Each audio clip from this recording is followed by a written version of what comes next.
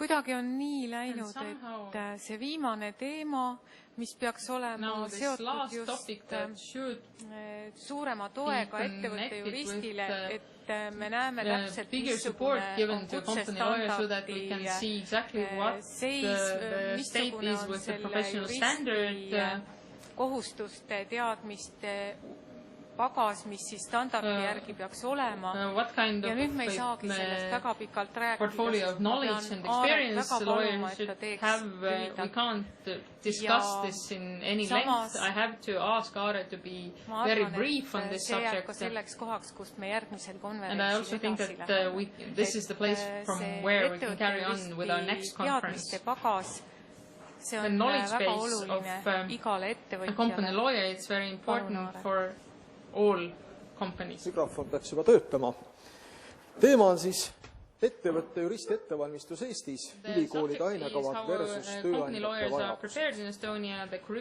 Ei saa üle ka ümber, et see siduv osa siin vahel on kutsestandard. Ja sellepärast oli hästi huvitav liituda Euroopa ettevõtte juristide assotsiatsiooni EKLA liitusega, ettepanekuga kaasa rääkida sellest, kes ettevõtte jurist on, millised nõuded, EKLA to talk about who is the company lawyer and what kind of rights and obligations the company lawyer should have. Kolleeg EKLAst. So I would like to recognize my colleagues from EKLA because they took up this task, that they led this. It is important that we have the same kind of thinking here. What Ingrid said, I wanted to start with it. It's not very important that I can't speak long on this subject today because I think that in the future there will be many opportunities for this as well. Professional standard is something that should meet the needs of curriculars, how programs are put together and what the needs of employers are. So we are oriented to the labor market and all kind of training, education. It should stem from what the employers need. And for that, there is a good system, the system of professional standards and giving out certifications. So that is why I think that the white paper that was introduced today, it's important not only in determining the role and status of a company lawyer, but also in order to guarantee that businesses are competitive and sustainable. And my article that was in the white paper is based on these principles. I was asked to talk more about these goals and theses that the EKLA team offered. I say that it is important to apply the professional standard of company lawyers because compliance is more and more important, and also the requirement to show due diligence. And how do you do this if you don't have a company lawyer or somebody who has knowledge of this area? In Estonia, the goal of reaching these achievements that are in the white paper, it's been important for years.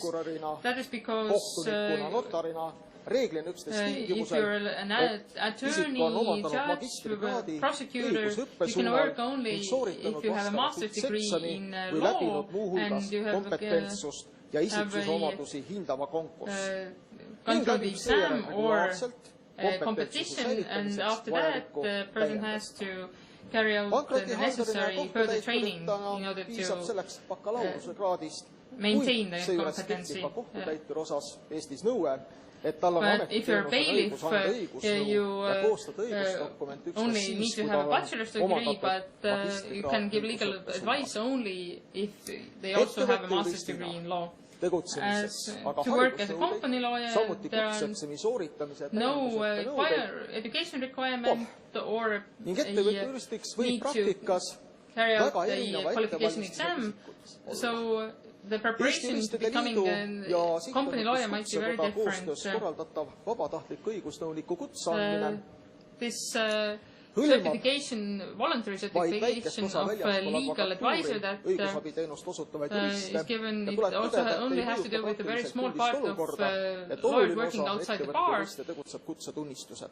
It's voluntary, and many company lawyers don't have any certification, and nobody is checking whether they are suitable for doing the task. Nobody other than the employer is evaluating it, and they don't have any obligation for further training. And considering all this,